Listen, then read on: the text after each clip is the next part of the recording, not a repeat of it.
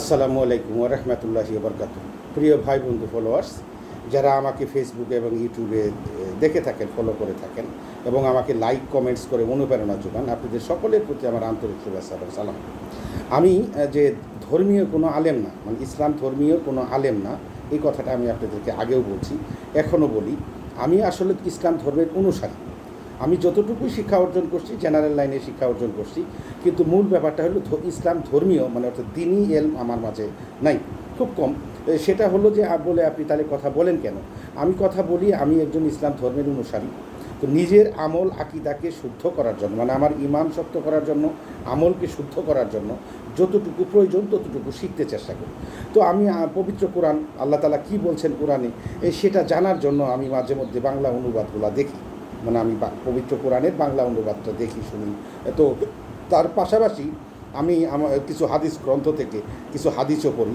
আর বিশেষ করে আমি হাদিস পড়ি আমাদের ইসলামিক ফাউন্ডেশন থেকে প্রকাশিত এই যে সিয়াসিত্তা যে হাদিসগুলো প্রকাশ করছেন, যেমন বুখারী গ্রন্থ, মুসলিম গ্রন্থ, ইবনে মাজা, আবু দাউদ, সুনানে নাসাই, এইরকম গ্রন্থগুলো যেগুলো আছে, আমি এই 6টি গ্রন্থের থেকে আমি কিছু হাদিস পড়ি। এজন্য পড়ি যে আমাদের আলেম ওলামারা তো হাদিস বলেন, আসলে সেই হাদিসগুলা কতটুকু কার সাথে কী মিল। আরেকটা ব্যাপার হলো, আমাদের তো ইদানিং হাদিস নিয়ে বিভিন্ন সমস্যা, মানে মানে আমাদের তো ওই যে রাসূল সাল্লাল্লাহু আলাইহি ওয়াসাল্লাম বলছেন যে ইহুদি এবং খ্রিস্টানদের মধ্যে ৭২ দল হয়েছে, ৭১ দল ৭২ দলে পরিণত হয়েছে। তো আমাদের হয়েছে কি ৭৩ দলে হবে। উনি বলছেন যে আমার অনুসারীরা, আমার উম্মতের মধ্যে ৭৩ দলে বিভক্ত হবে, এর মধ্যে একটা দল বেহেশতে যাবে আর বাকিগুলো যাবে জাহান্নামে। তো জানি না কোন দল যাবে বেহেশতে আর কোন দল জান্নাতে যাবে। তো রাসূল সাল্লাল্লাহু আলাইহি ওয়াসাল্লাম সেখানে বলছেন যে জান্নাতে একজনে প্রশ্ন করছিল, জিয়া রাসূলুল্লাহ কোন দল জান্নাতে যাবে? তিনি বললেন যে আমার দল, মানে আমার সাথে, মানে ওনার সাথে যারা আছে, ওনাকে যারা অনুসরণ করে। তো যাই হোক, ওটা ওইভাবে ব্যাখ্যা করা আছে। এখানে আমি আজকে আসছি, সেটা হলো যে আমার একজন ফলোয়ার্স, উনি আমাকে একটা প্রশ্ন করছেন যে আমরা যে রমজানের রোজা রাখি, রমজানের 1 মাস রোজা রাখি, তারপরে আবার বলা হয়েছে যেন আমরা শাওয়াল মাসে 6টা রোজা রাখি। এটাকে অনেকেই অনেকভাবে বলেন। তো এই যে শাওয়াল মাসে 6টা রোজা হলো কেন? এটা 6টা না হয়ে কম বেশি হলো না কেন? 10টা হলো না কেন? 6টা হলো না, 5টা হলো না কেন? বা 3টা হলো না কেন? তো আমাকে এই প্রশ্নটা করছেন উনি। তো আমি আবার আপনাদেরকে বলি, যদিও প্রশ্ন করছেন, হয়তো ওনার দিক থেকে উনি প্রশ্ন করছেন, হয়তো বা মনে করছেন, আমি জানি। তো তারপরেও আমি আপনাদেরকে বলি, আমাকে যারা ফলো করেন, একটা অনুরোধ থাকবে, আপনারা কোনো ফতোয়ার ব্যাপারে আমাকে প্রশ্ন করবেন না। আমি কোনো ফতোয়া দিতে পারবো না এবং আমি ফতোয়া দেওয়ার মতো কোনো জ্ঞান রাখি না। আমাদের অনেক বড় বড় বিজ্ঞ আলেম আছেন, যদি তাদের কন্ট্যাক্ট নাম্বার থাকে আপনারা করবেন। আর যদি আপনাদের এরকম কিছু জানার থাকে, আমি যে কথাটা বলছি বা উপস্থাপন করছি তার উপরে যদি কিছু জানার থাকে বললেন, আমি ইনশাল্লাহ ট্রাই করব যে আমি তো কোনো কিছু পড়ে বা বলি তো আমি আপনাদেরকে জানাই, তারপরেও আমি চেষ্টা করব। কিন্তু মূল ব্যাপারটা হলো যে ফতোয়া দেওয়ার মতো ক্ষমতা আমি রাখি না। তো যাই হোক, যে প্রশ্নটা উনি করেছেন, হয়তো ওনার একটা কিউরিসিটি, উনি জানতে চেয়েছেন, এটা অন্যায় কিছু না, হয়তো বা উনি মনে করছেন আমি জানি। তারপরেও যেহেতু প্রশ্ন করছেন, প্রশ্নের উত্তরটা আমি ইনশাল্লাহ দিতে চেষ্টা করতেছি বা চেষ্টা করব।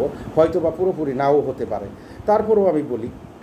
উত্তরটা হলো যে আবু আয়ুব রাদিয়াল্লাহু আনহু থেকে একটা হাদিস আসছে, উনি বর্ণনা করছেন যে রাসূল সাল্লাল্লাহু আলাইহি ওয়াসাল্লাম বলেছেন, যে ব্যক্তি রমজানের পুরা মাস রোজা রাখলো এবং পরবর্তীতে রোজা ভেঙে, অর্থাৎ ঈদের পরে শাওয়াল মাসে আরও 6টি রোজা অনুসরণ করে, রাসূল সাল্লাল্লাহু আলাইহি ওয়াসাল্লাম সেই ব্যাপারে বলছেন যে সে 1 বছর রোজা রাখার সওয়াব পাবে, 1 বছর রোজা রাখার সওয়াব পাবে। তো এখানে 6টি হলো কেন?